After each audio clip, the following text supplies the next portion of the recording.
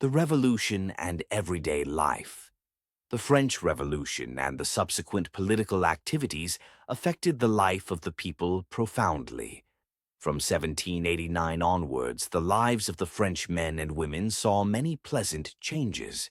The governments with revolutionary ideas enacted such law as would affect the ideals of liberty and equality in daily life of the French people.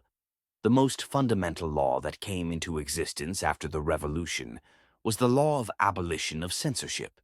In the old regime, all written material and cultural activities like books, newspapers, plays could be published or performed only after they had been approved by the censors of the king.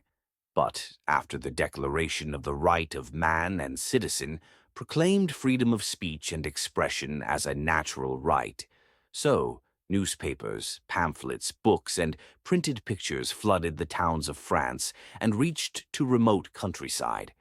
They also described and discussed the events taking place in France. END all re 18D ni. The freedom of press meant that opposing views of events could be expressed. Each side sought to convince the processions attracted large number of people. This way was others of its positive thoughts.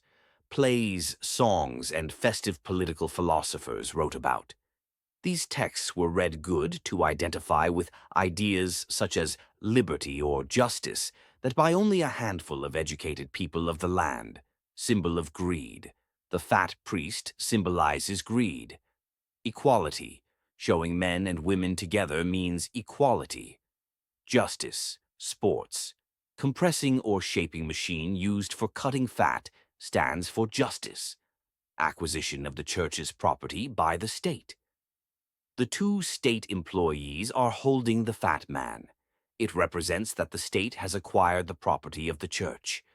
Declaration excluded women from the fundamental rights available to men. She herself prepared a declaration document in 1791, which was about rights of women and citizens. She submitted it to the National Assembly and the Queen. She pleaded them to consider this Charter of Rights and enact it into law. In 1793, she criticized the closure of women's clubs forcefully by the Jacobin government.